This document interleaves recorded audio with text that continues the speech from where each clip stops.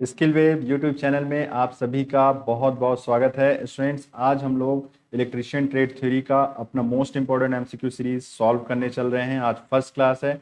ये आप सभी इलेक्ट्रिशियन सेकेंड ईयर के उन स्टूडेंट्स के लिए बहुत ही इंपॉर्टेंट एमसीक्यू सीरीज है स्टूडेंट्स, जो अभी जस्ट एग्जाम देने जा रहे हैं। खास तौर से 2018 बैच या उससे पहले के जितने भी स्टूडेंट्स जिनका एग्जाम छूट गया था किसी भी रीज़न की वजह से, जिन्होंने अभी फरवरी में या मार्च में जो भी एग्जाम हुए थे उसको नहीं दिया था, ठीक है। तो उसके जो एमसीक्यू क्वेश्चन सीरीज थे या फिर जो पेपर था, अगर आपने पेपर नहीं देखा है तो पेपर अपलोड कर दूंगा मैं। पेपर आप देख लीजिएगा किस तरीके का आया था। और आपको मैं बता दूं कि ये जो एमसीक्यू सीरीज होने जा रही है, जो स्टार्ट हम लोग कर रहे हैं, ये एमसीक्यू सीरीज आपकी सबसे इंपॉर्टेंट साबित होने वाली है, क्योंकि ये क्वेश्चंस वो हैं स्टूडेंट्स जो लगातार आपके एग्जाम्स में पूछे जाते रहे हैं अभी तक आपके इलेक्ट्रिशियन ट्रेड थ्योरी सब्जेक्ट में। तो जी हाँ, आप सभी सेकेंड ईयर इलेक्ट्रिशियन से कर रहे स्टूडेंट्स के लिए ये सबसे इंपॉर्टेंट एमसीक्यू सीरीज, जो कि आज से हम लोग स्टार्ट कर रहे हैं, आपके एग्जाम तक कॉन्टिन्यूस 1 बाय 1 मैं अपलोड करता चला जाऊंगा। जितनी जल्दी पॉसिबल होगा स्टूडेंट्स उतनी जल्दी मैं इसको प्रिपेयर करके और आप लोगों को अपलोड कर दूंगा। मैं डे बाय डे अपलोड करने की बात नहीं कर रहा हूं, मैं जितनी जल्दी इसको प्रिपेयर कर लूंगा उतनी जल्दी अपलोड कर दूंगा। और आपके लिए मैं बता दूं कि ये बहुत लेंदी मैं नहीं बनाऊंगा।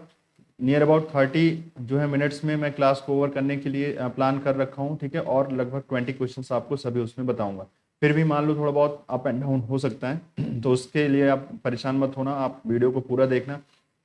खास बात इसमें ये है स्टूडेंट्स, जो इम्पोर्टेंट बात है वो ये है कि आप सभी लोग जैसे कि अलग अलग चैनल्स पे पढ़ते आए हो, मैं ये नहीं कह रहा कि आप मत पढ़ो वहाँ से, बिल्कुल आप पढ़ो अगर वहाँ से फ़ायदा मिलता है, ठीक है। आप कैसे भी अपने लिए फ़ायदा उठाओ, चाहे जिस चैनल को आप यूज़ करो, जिस चैनल से आप पढ़ना चाहो पढ़ सकते हो। आजकल तो बहुत सारे चैनल्स हैं, लेकिन इंपॉर्टेंट बात ये है कि सारे चैनल्स बहुत अच्छे से एक्सप्लेन नहीं कर रहे हैं। मैंने देखा भी, मैंने एक दो चैनल्स देखे जो है ना, जो जो वो एक्सप्लेनेशन उनका इतना अच्छा नहीं है, तो बच्चों को डायरेक्ट याद करने में, खास तौर से technical subject electrician trade theory जैसे सब्जेक्ट को याद करना इतना आसान नहीं है। तो आपको थोड़ा ना थोड़ा इसको समझना होगा स्टूडेंट्स।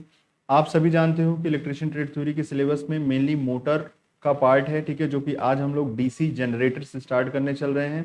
मैं आपको बताऊंगा वो सारी बेसिक चीजें जो एक क्वेश्चन के पीछे छुपी हुई हैं, ठीक है। वो सारे क्वेश्चंस जो है जो यहाँ हम लोग लिए हैं उसमें सब में मैंने कुछ ना कुछ आपको थ्योरी इंक्लूड कर रखा है। तो उम्मीद करता हूँ कि आपको बहुत बेहतरीन तरीके से आपको समझ में आने वाला है, ठीक है। तो चलिए शुरू करते हैं और आपको दिखाते हैं आज का फर्स्ट क्वेश्चन, जो कि काफी कॉमन क्वेश्चन है, आप लोगों ने पढ़ा भी होगा, मुझे पता है आप लोग पढ़े होंगे, ठीक है। तो उसको शुरू करते हैं, लेकिन आज आपको देखने को मिलेगा कुछ स्पेशल तरीके से समझने का जो टेक्निक है, जो समझाने का टेक्निक है मेरा, वो आप समझ पाओगे कि किस तरीके से आपको क्वेश्चंस को एक्चुअल में समझना है ट्रेड थ्योरी के, ठीक है।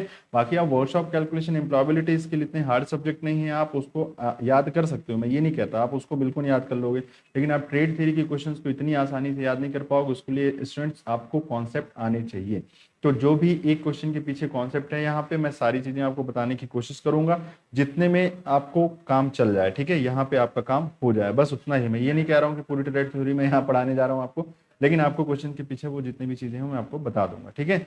चलिए, उससे पहले एक रिक्वेस्ट है आपसे स्टूडेंट्स, अगर आपने इस चैनल को अभी तक सब्सक्राइब नहीं किया है तो प्लीज इसको सब्सक्राइब कर लीजिए और जरा अपने दोस्तों के साथ भी शेयर कर दिया करिए, जिससे ये इन वीडियोस का ज्यादा से ज्यादा स्टूडेंट्स को फायदा हो सके और अपने एग्जाम में आप लोग अच्छे से नंबर पा सकें, ठीक है। तो चलिए शुरू करते हैं आज का अपना पहला क्वेश्चन। चलिए मैं अपने को हाइड कर लेता हूँ, क्वेश्चन देखते हैं हम लोग, ठीक है। मुझे देखने की जरूरत नहीं है, आप लोगों को क्वेश्चन ही देखना है आपको, तो मेरे लिए आप क्वेश्चन देखिए, ठीक है। चलिए देखते हैं आज का फर्स्ट क्वेश्चन स्टूडेंट्स। आज का जो फर्स्ट क्वेश्चन है वो है आपके लिए, देखिए, हाँ, फर्स्ट क्वेश्चन ये थोड़ा सा एक और नोटिस है आपके लिए, ठीक है। क्या आप जानते हैं कि आपके क्वेश्चन किस तरीके से आएंगे एग्जाम में, ठीक है स्टूडेंट्स। अगर आपको पता है कि किस तरीके से आपके एग्जाम में क्वेश्चन आने वाले हैं तब तो बहुत अच्छी बात है, लेकिन फिर भी अगर आप नहीं जानते हैं स्टूडेंट्स, तो देखिए ये आपके सामने मैंने ये जो ले रखा है, ठीक है, इससे आप ये समझो कि किस तरीके के क्वेश्चंस आएंगे, ये इस चार्ट से समझो आप सेकेंड ईयर के स्टूडेंट्स सभी के लिए, ठीक है। जो ट्रेड थ्योरी का जो पोर्शन होता है वो 40 क्वेश्चन आते हैं, जिसमें 100 क्वेश्चन, और सॉरी 100 मार्क्स का आपसे पूछा जाता है। आपको उसमें 1.5 घंटे का समय मिलता है, तो टाइम तो आपके पास इनफ है। 40 क्वेश्चन सॉल्व करने के लिए आपको अगर 90 मिनट मिल जाते हैं तो ये मोर देन सफिशिएंट है। इतनी हार्ड क्वेश्चन नहीं होते कि आपको 40 क्वेश्चन में इतना टाइम लग जाए, लेकिन फिर भी आप आसानी से इसको सॉल्व कर सकते हैं, ठीक है। चलिए, बाकी वर्कशॉप कैलकुलेशन जो कि अपलोडेड है, आप देख सकते हैं, जाइए पूरी प्लेलिस्ट चेक करिए, उसमें पूरे के पूरे लेक्चर्स मैंने अपलोड कर दिए हैं और उसके भी एमसीक्यू क्वेश्चंस जल्द से जल्द आपके लिए स्टार्ट करने की मेरी पूरी कोशिश है, ठीक है। जिसके 50 क्वेश्चंस आते हैं और 45 मिनट्स टाइम मिलता है। तो ओवरऑल आपको इन दोनों सब्जेक्ट्स की कमांड बना के अपने एग्जाम को क्लियर करने के लिए जाना है। तैयार रहिए बिल्कुल, और मैं भी तैयार हूं आपको अच्छे तरीके से पढ़ाने के लिए। चलिए तो शुरू करते हैं आज का अपना फर्स्ट क्वेश्चन। देखिए फर्स्ट क्वेश्चन क्या है आपके लिए, देखिए काफी इंपॉर्टेंट है, ध्यान से सुनना। पहले क्या आपको पता है स्टूडेंट्स की डीसी जनरेटर क्या होता है? तो सबसे पहली बात मैं आपसे बोलूंगा स्टूडेंट्स कि जो ये डायनमो होता है ना, जो जिससे हम लोग इलेक्ट्रिसिटी प्रोड्यूस करते हैं, आप अपने घरों के आसपास जनरेटर देखे होंगे, ठीक है, जिससे इलेक्ट्रिसिटी प्रोड्यूस की जाती है, इलेक्ट्रिसिटी बनाई जाती है, ठीक है, बिजली बनती है, जिसको आप ठेठ हिंदी भाषा में बिजली बोलते हो, ठीक है, इलेक्ट्रिसिटी प्रोड्यूस की जाती है, विद्युत उत्पन्न होता है। तो जो ऐसी मशीन है जो मशीन विद्युत उत्पन्न करती है उसको हम लोग जनरेटर बोलते हैं। और उसमें अगर हम डीसी जनरेटर की बात करें, ठीक है स्टूडेंट्स, अगर उसमें हम लोग डीसी जनरेटर की बात करें तो ध्यान रखना कि डीसी जनरेटर एक ऐसा जनरेटर है जिसके आउटपुट पर, कहने का मतलब जो कि किस तरीके का सप्लाई प्रोड्यूस करता है, किस तरीके का जो है विद्युत उत्पन्न करता है, वो डीसी नेचर का, डीसी प्रकृति का जो है विद्युत उत्पन्न करता है। अच्छा डीसी का मतलब क्या है, तो चलो आपको मैं पहले बता देता हूं, ध्यान से सुनते जाना। डीसी का मतलब होता है स्टूडेंट्स डायरेक्ट करंट, ठीक है, डायरेक्ट करंट। तो अभी के लिए अगर आप समझाना चाहूँ तो खैर ये लंबा टॉपिक है। डायरेक्ट करंट एक होता है डायरेक्ट करंट, एक होता है alternating current students, alternating current, ठीक है, अल्टरनेटिंग करंट, ठीक है। तो इंपॉर्टेंट बात यहाँ आपके लिए बस इतनी है कि डायरेक्ट करंट ये होती है जिस करंट की वैल्यू टाइम के साथ बदलती नहीं है, एक फिक्स वैल्यू होती है, ध्यान रखना, एक फिक्स्ड वैल्यू होती है जिसकी वैल्यू चेंज नहीं होती है। और अल्टरनेटिंग क्वांटिटीज या अल्टरनेटिंग करंट क्या होती है स्टूडेंट्स, जो कि ज्यादातर आप देखते हो कि इस तरीके की साइन वेव के साथ चलने वाली जो करंट्स होती है उसको अल्टरनेट करंट बोलते हैं।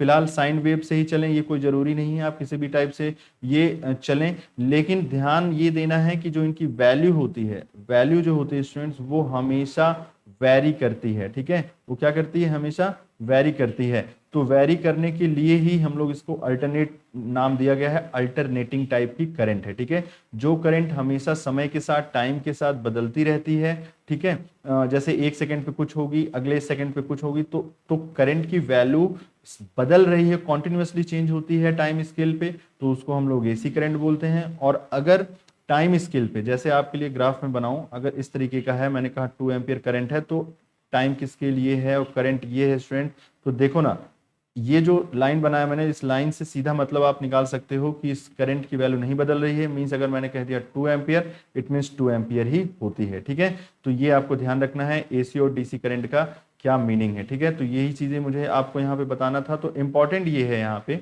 इंपॉर्टेंट बात ये है कि जो आप ये डीसी जनरेटर यहाँ पे जो मैं क्वेश्चंस करवाने जा रहा हूँ टोटल डीसी जनरेटर से ही रिलेटेड है।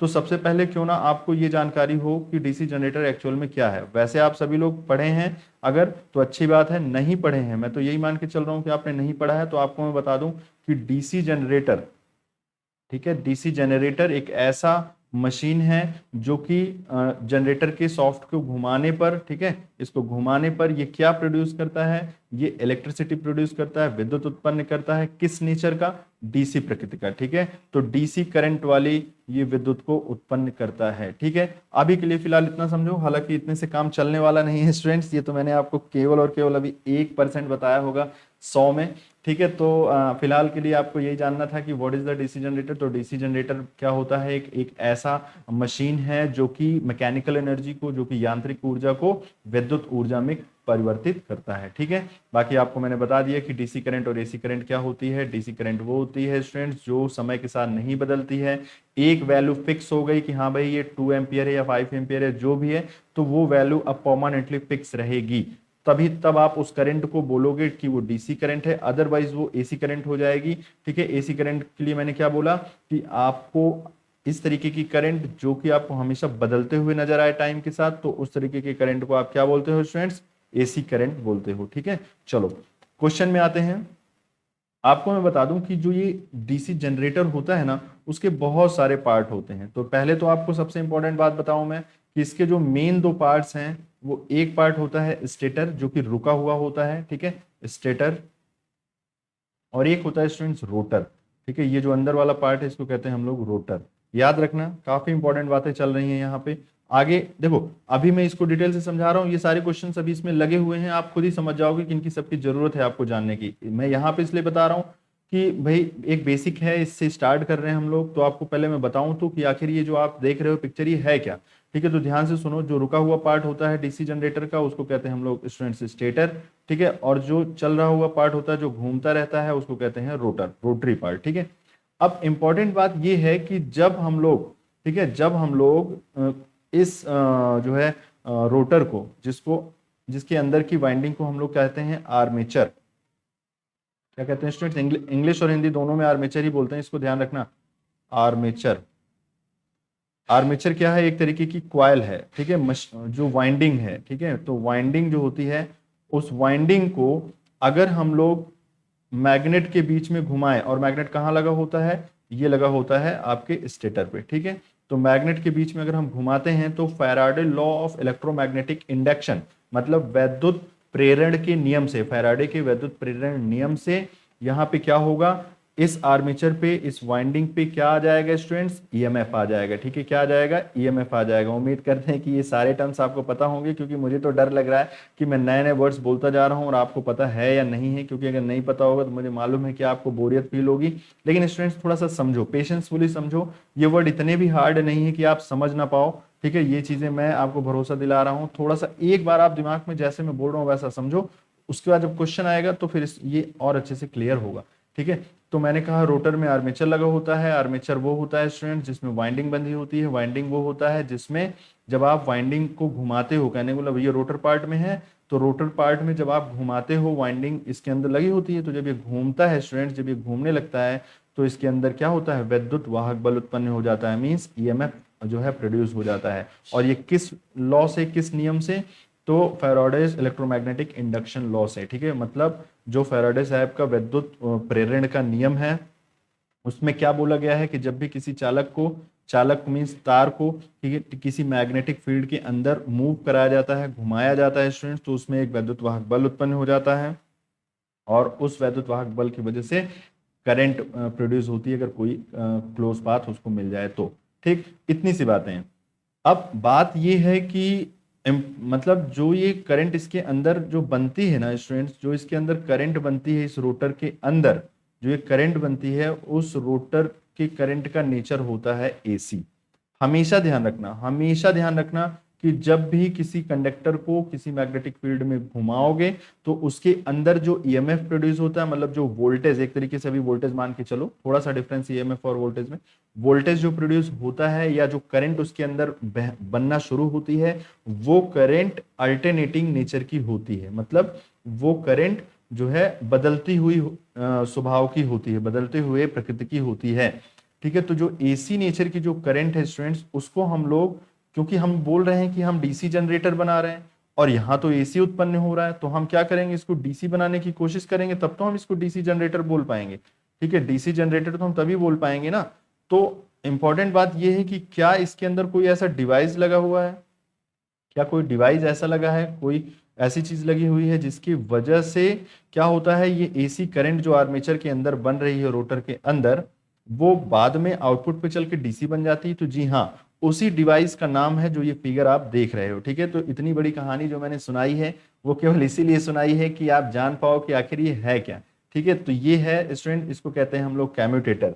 तो कैम्यूटेटर ऑफ डीसी मशीन, ठीक है, ये मोटर और जनरेटर दोनों में लगा होता है। फिलहाल अभी आप जनरेटर पढ़ रहे हो तो आपको दिमाग को रखना है कि जो ये कम्यूटेटर है वो करता क्या है। वो करता है, मैंने कहा ना कि जब भी आप किसी वाइंडिंग को, किसी रोटर पार्ट को घुमाओगे एक पोल के अंदर, कहने का मतलब आप मैग्नेटिक फील्ड के अंदर, चुंबकीय क्षेत्र के अंदर घुमाओगे तो विद्युत प्रेरण नियम के अनुसार वो एसी करंट प्रोड्यूस करना शुरू करेगा। लेकिन आपको तो चाहिए डीसी, क्योंकि आपने तो नाम दे दिया कि भैया ये हमारा डीसी जनरेटर है। तो क्या ऐसा कोई डिवाइस है जो आपके एसी करंट को डीसी में बदल रहा है? तो बिल्कुल, इस डीसी करंट में बदलने वाले डिवाइस का जो नाम है, जो पार्ट का नाम है, जो डीसी मशीन के अंदर ही लगा होता है, उसको कहते हैं हम लोग कम्यूटेटर। ठीक है, क्या कहते हैं स्टूडेंट हम लोग उसको? कम्यूटेटर। ठीक है, तो ध्यान रखना, कम्यूटेटर एक ऐसा डिवाइस है, एक ऐसा पार्ट है डीसी मशीन का जो अंदर एसी जो करंट बन रही है उसको बाहर लाने से पहले पहले ये किस में बदल दे, डीसी करंट में बदल दे। ठीक है, ये है कंप्लीट कहानी। मुझे समझ में आ रहा है, काफी लंबी हो जाएगी क्लास, ठीक है, लेकिन स्टूडेंट्स बिना इस चीज को बताए मैं अगर आपको डायरेक्ट टिक कराते हुए चला जाऊं तो मुझे खुद अच्छा नहीं लगेगा, मैं समझूंगा कि आपको कुछ समझ में आया नहीं होगा। ठीक है, तो इस वजह से मैं ऐसा कर रहा हूँ। ठीक है, तो स्टूडेंट्स बिल्कुल इसको मतलब ये मत सोचना कि भाई आज आपके इंपॉर्टेंट टाइम में मैं आपका टाइम किल कर रहा हूँ, नहीं। इतना जरूर है कि अगर अगर आप ये चीजें समझ रहे हो तो आपको इसी के साथ साथ बहुत सारे क्वेश्चंस भी समझ में आ रहे होंगे। ऐसा नहीं कि मैं केवल यही क्वेश्चन बताने के लिए आपको इतनी थ्योरी बता रहा हूँ, ये थ्योरी आपको आने आगे जो क्वेश्चन में और बताने जा रहा हूँ उसमें भी काम आएगी। ठीक है, तो इसलिए मैंने आपको ये चीजें बताई। तो चलो अब क्वेश्चन नंबर फर्स्ट को रीड करते हैं जरा। इनका कहना है डीसी जनरेटर, ठीक है, डीसी जनरेटर में जो ये पार्ट एक्स लिखा हुआ है, यहाँ पे देखो ये जो एक्स लिखा हुआ है, ये इसमें क्या शो कर रहा है, ये जो छोटे छोटे ये जो उठे हुए हैं ये क्या शो कर रहा है, तो चिन्ह भाग का नाम क्या है? तो स्टूडेंट्स इसको हम लोग कहते हैं कम्यूटेटर राइजर। ठीक है, अच्छा अभी तो मैंने बोला कम्यूटेटर, तो कम्यूटेटर तो इस पूरे को बोलते हैं। ठीक है स्टूडेंट्स, और ये जो लाइनिंग लाइनिंग बने हुए हैं ना, ये कम्यूटेटर के सेगमेंट हैं। क्या बोले जाते हैं? कम्यूटेटर के सेगमेंट बोले जाते हैं। और पूरे कम्यूटेटर को जो अंदर बाहर ये पूरा मिला के इसको कहते हैं कम्यूटेटर का कोर। ठीक, और ये जो ये छोटे छोटे पार्ट्स ऐसे बने हुए हैं कटे कटे, इसको हम लोग कहते हैं कम्यूटेटर सेगमेंट। और ये जो उठे हुए हैं, ये जो पार्ट उठा है, इसलिए मैंने एक क्लियर पिक्चर ले लिया। यहाँ आप देखो ये जो पार्ट उठे हुए हैं ना, ये देखो ये इतने अलग अलग जो उठे हैं, इसको हम लोग कहते हैं कम्यूटेटर का राइजर। ठीक है, तो RISER लिख लो। ठीक है, कम्यूटेटर का राइजर होता है। ठीक है, तो answer C is the correct. अब आपको यह भी जानना जरूरी है कि आखिर कम्यूटेटर के राइजर का काम क्या है। कम्यूटेटर के राइजर का काम है कि जो आपकी, अभी मैंने बोला ना रोटर में वाइंडिंग लगी होती है, तो वाइंडिंग में डीसी वो एसी करंट प्रोड्यूस होती है, तो एसी करंट वहां बनती है, तो बाहर डीसी बनाने के लिए उसमें क्या यूज करते हैं?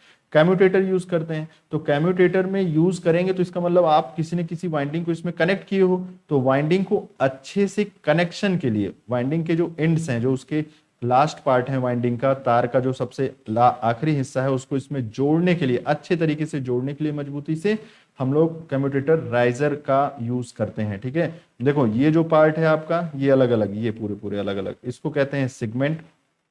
ये जो अलग अलग उठे हुए हैं ये ऊपर, इसको कहते हैं कम्यूटेटर का राइजर।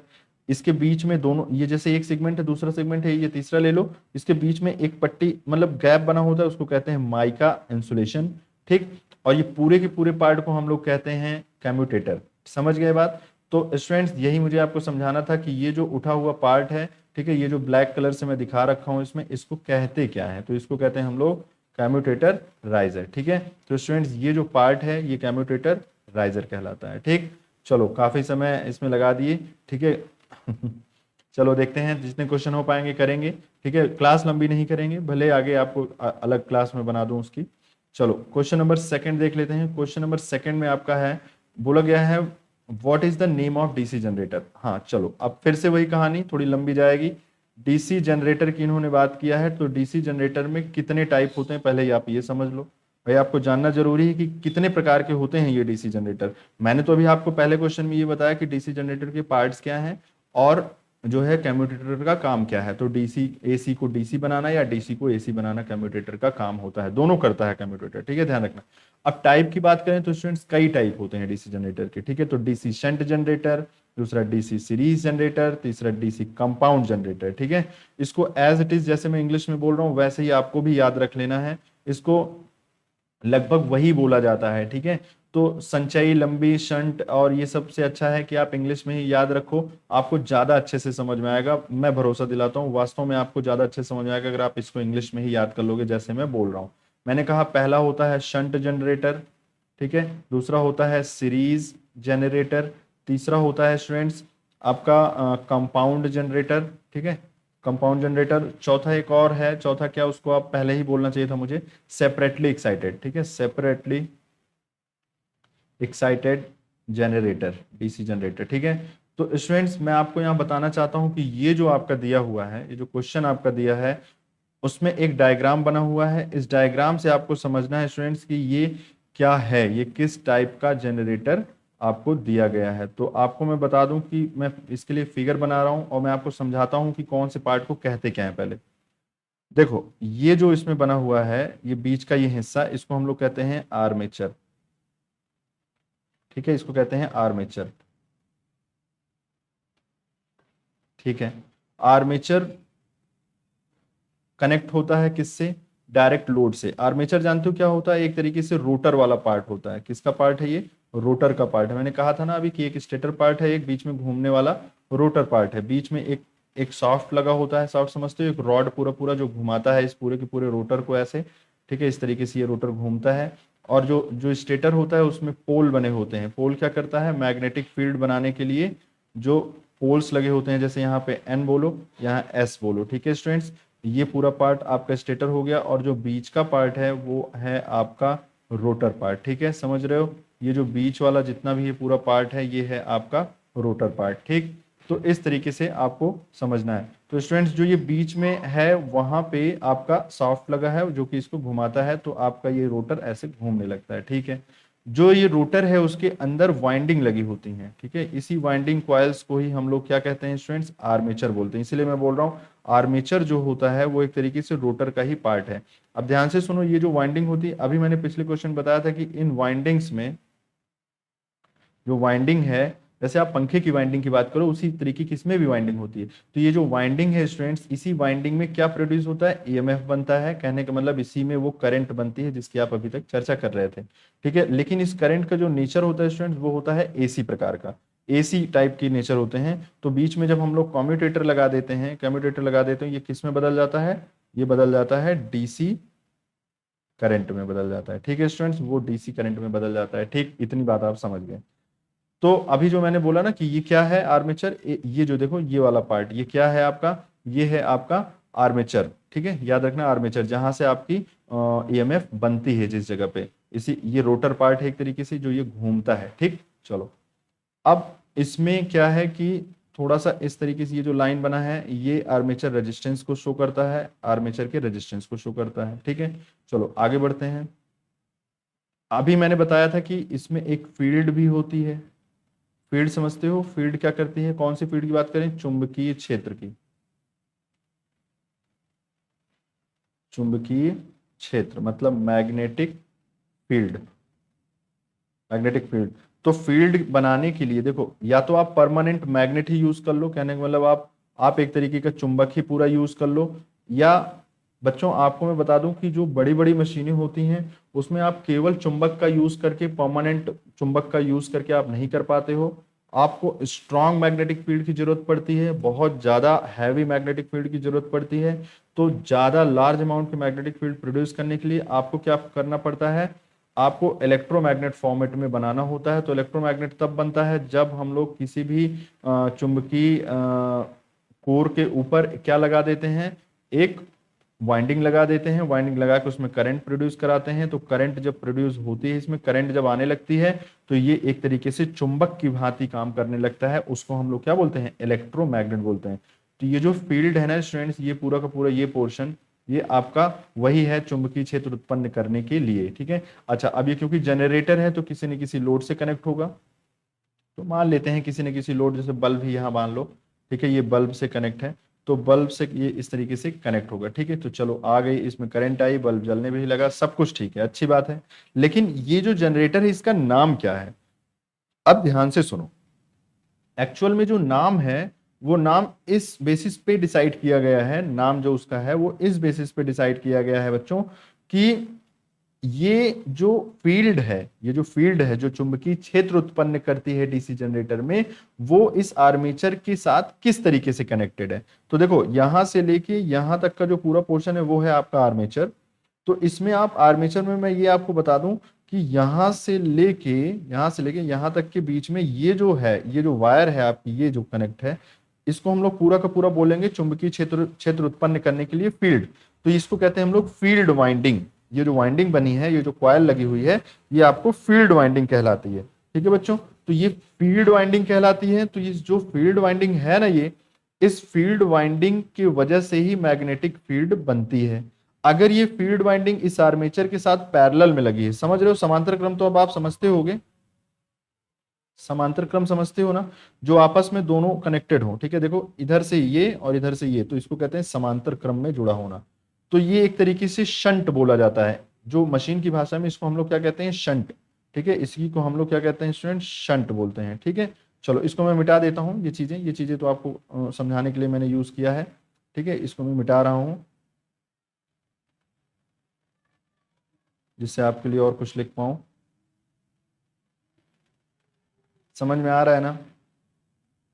ठीक है, थोड़ा सा हैवी डोज मिल रहा है आपको, मैं समझ रहा हूँ, ठीक है। तो ये समांतर क्रम में है, इसको शंट बोलते हैं। कहते क्या है, समांतर क्रम में जब जब जो है चुंबकीय क्षेत्र उत्पन्न करने के लिए जो ये कॉइल लगी है, ये अगर आर्मेचर के, इस आर्मेचर के अगर समांतर में लगी है तो इसको हम लोग कहते हैं शंट, ठीक। और उसी के नाम पे इसके जनरेटर का नाम भी आ जाता है, ठीक है। अच्छा, ये आर्मेचर रेजिस्टेंस यहाँ नहीं लिया है इन्होंने, और कुछ नाम दिया है, ठीक है। तो एक तरीके से अगर मैं इसको मिटा दूं, जैसे समझो अगर मैं इसको पूरा मिटा दूं और इसको मैं सीधे जोड़ दूं, तो इस आर्मेचर से ये डायरेक्ट जुड़ा हुआ है, तो उसको हम लोग कह देते हैं शंट जनरेटर, ठीक। याद रखना इसका नाम है शंट जनरेटर, ठीक। कभी कभी ऐसा भी होता है कि ये वाइंडिंग नहीं लगी होती, मतलब यहां से यहां तक का कनेक्शन नहीं होता है, और यही जो ये वाइंडिंग जो आपको दिख रही है, ये वाइंडिंग यहां लगी होती है, मतलब ये नहीं लगा होता है, ये लगा होता है, ये वाला पोर्शन लगा होता है। तो ये जो लगा होता है तो इसको हम लोग केवल इतनी ही सर्किट होती है, ठीक है, ऊपर का ये पार्ट नहीं होता। तो इतनी सर्किट को हम लोग कहते हैं सीरीज जनरेटर। क्या कहते हैं? Series generator. चलो मैं आपको दिखाता हूं, देखो कैसे होता है, मैं पूरा पूरा आपको यहाँ पे दिखाता हूँ, तो आप देख ही लो ढंग से। इसको पहले कहते क्या है, किसको, ध्यान से देखो, ठीक है। ये डीसी जनरेटर है। डीसी जनरेटर के दो पार्ट होते हैं, एक होता है सेल्फ एक्साइटेड, एक होता है सेपरेटली एक्साइटेड। सेल्फ एक्साइटेड का मतलब होता है जिसमें जो है जनरेटर का जो आर्मेचर है, ये देखो A1 A2 जो लिखा है ना, ये आर्मेचर को शो कर रहा है, ठीक है। तो जनरेटर के जो आर्मेचर है, ये G मीन्स जनरेटर, जनरेटर का जो ये आर्मेचर है, उसी की धारा के वजह से फील्ड में भी एक धारा बहती है। तो ये सेल्फ एक्साइटेड हो गया, कहने का मतलब खुद से मैग्नेटिक फील्ड अपना बनाता है। इसी तरीके से देखो ये आर्मेचर है स्टूडेंट, ठीक है, ये आर्मेचर है, और इसी की धारा की वजह से ये देखो ये जो कॉइल लगी है ना, यही फील्ड है, ठीक है, यही वो फील्ड है, ये वही फील्ड वाइंडिंग है जिसकी वजह से मैग्नेटिक चुंबकीय क्षेत्र उत्पन्न होता है, जिसकी वजह से हम लोग मशीन के स्टेटर पे चुंबक की भांति बना देते हैं, ठीक है। इसमें भी देखो ये लगा है, देखो ये, इसमें भी करंट जाएगी, आर्मेचर की ही करंट का हिस्सा इसमें भी जाता है, आर्मेचर की करंट ही इसमें भी जाती है। तो जिसमें इस आर्मेचर को घुमाने पर, मतलब इसी को जब आप जनरेटर को घुमाना शुरू करोगे हैंडल लगा के, या फिर जैसे भी टरबाइन से आप घुमाते हो, तो जब जनरेटर घूमता है तो इसी की वजह से जो करंट बनती है, उसी की वजह से फील्ड को भी अपनी एक करंट मिल जाती है, ठीक है। यहाँ पे भी देखो वही हो रहा है, इसमें जो करंट जा रही है वो एक्चुअल में इसी की करंट थी जो इस रास्ते में निकलेगी, इसमें भी एक करंट ऐसे जा रही है, ठीक है, इस तरीके से घूम रही है, ये वही करंट है, फील्ड वाली करंट, इसको हम लोग फील्ड करंट बोलने लगेंगे, जो कि अपनी आर्मेचर करंट का ही हिस्सा है, ठीक है। यहाँ पे ये आर्मेचर करंट और फील्ड करंट बराबर ही हो गया यहाँ पे, तो ठीक है। तो सेल्फ एक्साइटेड का मतलब ये है कि स्वतः खुद से चुंबकीय क्षेत्र बन जाना। चुंबकीय जो क्षेत्र है बच्चों, जो चुंबकीय क्षेत्र है उसका खुद से बन जाना, ठीक है। तो वो खुद से किस में बनता है? शंट जनरेटर में बनता है, सीरीज जनरेटर में बनता है, और कंपाउंड जनरेटर में बनता है। तीन तरीके के जनरेटर, और एक होता है सेपरेटली एक्साइटेड। सेपरेटली एक्साइटेड जो जनरेटर है उसमें जो फील्ड होती है स्टूडेंट, उसका आर्मेचर से कोई कनेक्शन नहीं होता। देखो F1 F2 मीन्स ये फील्ड है, तो इस फील्ड का इस आर्मेचर से देख लो कोई कनेक्शन है नहीं है, तो इसकी अपनी एक अलग करंट है, इसकी अपनी एक अलग करंट है, तो जिसमें अलग होता है इसीलिए इसका नाम है सेपरेटली, मतलब अलग से। अलग से, अलग से क्या लगा है? फील्ड लगा है, ठीक है। तो जो फील्ड वाइंडिंग है, जो इसमें फील्ड वाइंडिंग है वो बच्चों अलग लगा हुआ है, ठीक है। तो ये अलग है, ये अलग है, तो इसकी फील्ड की वजह से यहाँ पे जनरेटर में ईएमएफ बनता है, इसको कहते हैं सेपरेटली एक्साइटेड जनरेटर, ठीक है ना। चलो अब एक चीज और दिखाता हूं जो आपका क्वेश्चन पूछा गया है ना, क्वेश्चन काफी दूर अंदर से पूछा गया है, देखो। अच्छा, ये क्वेश्चन आते हैं, ये मत सोचना कि ये मैंने खुद से लिए हैं, ये क्वेश्चन आए हुए हैं आपके एग्जाम में। कंपाउंड जनरेटर के होते हैं दो पार्ट, एक होता है लॉन्ग शंट, एक होता है शॉर्ट शंट, ठीक है। तो लॉन्ग शंट का मतलब होता है, अच्छा इंपॉर्टेंट बात यह है कि कंपाउंड का मतलब होता है जिसमें सीरीज वाइंडिंग और शंट वाइंडिंग दोनों हो, शंट प्लस सीरीज दोनों तरीके की वाइंडिंग हो। आपको दिखाऊं कहां पे है, देखो ये है आपकी शंट वाइंडिंग जो कि आप यहां देख रहे थे, यहां देखो, यहां पे, यहां देख रहे हो, ठीक है। ये है आपकी सीरीज वाइंडिंग जो कि आपने यहां देखा। अब इन दोनों को मिला दो, इन दोनों को जब मिला दोगे, शंट और सीरीज प्रॉपर्टीज जनरेटर की जब दोनों मिला देते हैं तो उसको हम लोग कहते हैं कंपाउंड जनरेटर, ठीक है बच्चों। तो कंपाउंड जनरेटर इस तरीके का होता है जिसमें आर्मेचर के साथ सीरीज की कॉइल लगी होती है और उसके शंट में उसके क्या लगा होता है, फील्ड की कॉइल लगी होती है। तो इस तरीके के जनरेटर को हम लोग कहते हैं लॉन्ग शंट जनरेटर। अच्छा, लॉन्ग शंट क्यों बोला, क्योंकि इसका शंट जो है सीरीज फील्ड के बाद लगा हुआ है। लेकिन शॉर्ट शंट बोलेंगे अगर सीरीज फील्ड बाहर लगी हुई है और डायरेक्ट आर्मेचर से कनेक्टेड है कौन, शंट फील्ड। देखो शंट फील्ड जो है ये डायरेक्ट आर्मेचर से ही कनेक्टेड है, इसलिए इसका नाम है शॉर्ट शंट। शॉर्ट का मतलब हुआ छोटा, छोटे शंट से ही जुड़ा हुआ है, ये लंबे शंट से जुड़ा हुआ है, लंबे पैरेलल पाथ से जुड़ा है, तो इसलिए लॉन्ग शंट, और ये है शॉर्ट शंट। ठीक है, अब आते हैं अपने क्वेश्चन में, तो थोड़ा सा आपको समझ में अब आएगा। ठीक है, तो कैसे आएगा जरा ध्यान से पढ़ना। What is the name of the DC generator. चलो देखो यहाँ पे एक कॉइल ये लगी है जिसमें कह रहे हैं करंट ऐसे जा रही है, एक और कॉइल इन्होंने लगा है यहाँ पे जिसमें इन्होंने कहा है कि करंट ऐसे जा रहा है। तो इतना तो श्योर है कि ये क्या है, कंपाउंड जनरेटर है। क्या है ये स्टूडेंट्स, ये कंपाउंड जनरेटर है।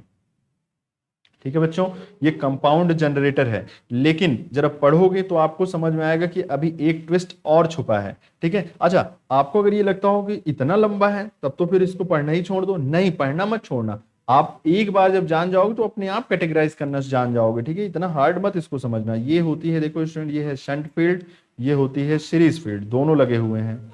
अब ध्यान से सुनो, अगर दोनों में धारा की दिशा अलग अलग दिशा में है तो उसको हम लोग कहते हैं डिफरेंशियल। और अगर इसकी दोनों की दिशा, जैसे इस फिगर में बना देता हूं, इसकी दिशा और इसकी दिशा, दोनों में करंट की धारा की जो दिशा है वो एक ही डायरेक्शन में है, तो आप समझना उसको कुमुलेटिव। ठीक है, उसको कहते हैं कुमुलेटिव। ठीक है, हिंदी में भी चलो पढ़ ही देता हूं, संचयी लंबी शंट यौगिक। ठीक है, नहीं मजा आ रही ना, इसलिए बोल रहा हूं cumulative shunt, long shunt compound generator. ठीक है, फिलहाल के लिए आपका जो आंसर है स्टूडेंट्स, आपको नजर आ रहा है कि आपका जो ये फिगर दिया हुआ है उसमें जो एक करंट है वो ऐसे फ्लो कर रही है और एक करंट ऐसे फ्लो कर रही है, मींस एक दूसरे के अपोजिट है, तो इसलिए डिफरेंशियल होगा।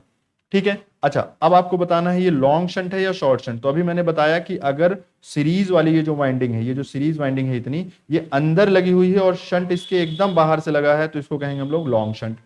तो लॉन्ग कहाँ है, देखो एक लॉन्ग यहाँ पे लिखा है, एक लॉन्ग यहाँ लगा है। ठीक है, और आई क्या है इसकी, दोनों अपोजिट है, तो इसलिए डिफरेंशियल हो गया। तो differential long shunt compound generator. ठीक है, तो ए आंसर बिल्कुल आपका सही हो गया। ठीक है, आज आपको मैंने जो है 32 मिनट्स आपके ले लिए। ठीक है, और आपको केवल 2 क्वेश्चन बताया, लेकिन बच्चों एक बात ध्यान रखना कि आपको 2 क्वेश्चन मैंने नहीं बताए हैं, आपको मैंने बताया है करीब 10 12 15 क्वेश्चन, लेकिन आपको ही तब समझ में आएगा जब आप आगे के क्वेश्चंस को सॉल्व करोगे। ठीक है, तो आज मैं यहीं पे आपके लिए रोक देता हूं। 30 मिनट्स मैंने कहा ना कि ज्यादा क्लास नहीं करेंगे, तो आप आज यहीं तक जो है समझो, जितने कॉन्सेप्ट मैंने बताया उसको एक बार जरा फिर से रिप्ले करके समझो, सुनो कि क्या मैंने कहा है। अगली क्लास में उस चीज का भरपूर यूज होने वाला है, आपको मैं गारंटी देता हूं कि आप कई क्वेश्चन उस जो भी आज कॉन्सेप्ट मैंने बताए हैं उससे आप कर पाओगे।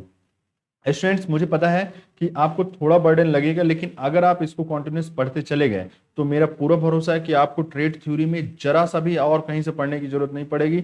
आपको इतने अच्छे से ट्रेड थ्योरी सिखा दूंगा इलेक्ट्रिशियन की कि आपने आज तक कहीं यूट्यूब पे नहीं पढ़ा होगा। मैं दावा कर सकता हूं कि आपने नहीं पढ़ा होगा। ठीक है, आपको बहुत अच्छे तरीके से मैं इसको समझा दूंगा। ठीक है, चलिए तो फिर मिलते हैं नेक्स्ट क्लास में, तब तक के लिए अपना ख्याल रखिए, पढ़ते रहिए मजे से।